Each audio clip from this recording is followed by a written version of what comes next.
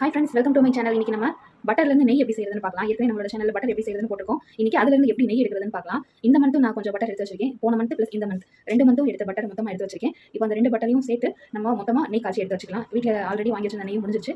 So இந்த பட்டரை நெய்யாக மாற்றி இந்த நெய் தான் இனி வர நாட்களில் யூஸ் பண்ணணும். கடாய் ஹீட் ஆயிடுச்சு. இப்போ நம்ம பட்டர் அதில் போட்டுக்கலாம். ஃபுல்லாக நான் போட்டுட்டு உங்களுக்கு காட்டுறேன். இப்போ பாருங்கள், எல்லா பட்டரும் போட்டாச்சு.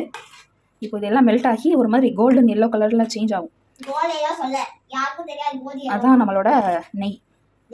அந்த ஸ்டேஜ் வரும் நான் உங்களுக்கு காட்டுறேன். ஆல்ரெடி நம்மளோட பழைய வீடியோவில் சேனல் ஆரம்பித்த ஸ்டார்டிங்கில் வந்து அமுல் பட்டர்லேருந்து நெய் எப்படி ரெடி பண்ணுறதுன்னு போட்டிருப்பேன். இது வந்து வீட்டிலேயே ரெடி பண்ண பட்டரில் நெய். இது ஃபுல் அண்ட் ஃபுல் ஹோம்மேட். இந்த பாக்ஸ் எம்டி ஆயிடுச்சு. இது ஃபுல்லாக இருந்தது பட்டர் எல்லாத்தையும் போட்டாச்சு. பட்டர் எல்லாம் உருகிட்டு வருது பாருங்கள்.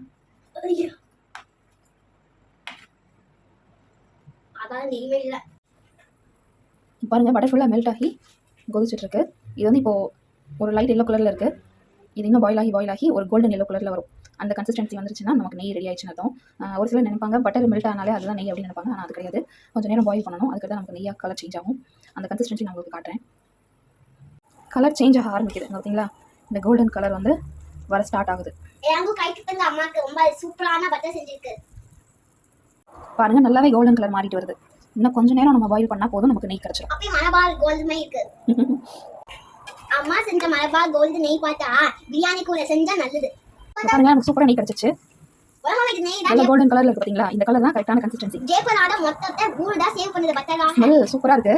எந்த ஒரு ப்ரிசர்வேட்டிவும் ஆட் பண்ணாம ஃப்ரெஷ்ஷா நேச்சுரலா நம்ம வீட்லயே சூப்பரா நெய் ரெடி பண்ணியாச்சு. அம்மா இதெல்லாம் சேவர் ஆஃப் மணி.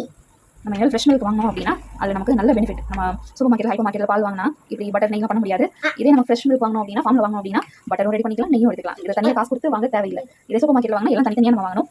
ஃப்ரெஷ் மில்க் நம்ம எல்லாமே நம்மளே பண்ணிக்கலாம். நமக்கு சூப்பராக நெய் ரெடி ஆயிடுச்சு. ஃப்ளேம் ஆஃப் பண்ணிட்டேன். இது வந்து நீங்கள் முருங்கைக்கீரை போடலாம். முருங்கைக்கீரை கிடைக்கல அப்படின்னா கருவேப்பிலை போடலாம். நான் முருங்கைக்கீரை வந்து ஒன்ஸ் உங்கள் அப்பா கிட்ட சொல்லியிருந்தேன், அவங்க எடுத்துகிட்டு வர மறந்துட்டாங்க. கருவேப்பிலை கூட போடலாம், அதுவுமே நல்ல வாசனையாக இருக்கும். ஏற்கனவே நெய்யும் நல்லா வாசனையாக தான் இருக்குது. இது கூட கொஞ்சம் கருவேப்பிலையும் போட்டிருக்கு. இப்போ இது நல்லா ஆறவும் நம்ம இதை வந்து ஒரு ஸ்டோரேஜ் பாக்ஸில் மாற்றிக்கலாம். கிட்டத்தட்ட ஒரு 1/2 லிட்டர் அளவு நெய் இருக்கும்னு நினைக்கிறேன். மெஷர்மெண்ட் தெரியல.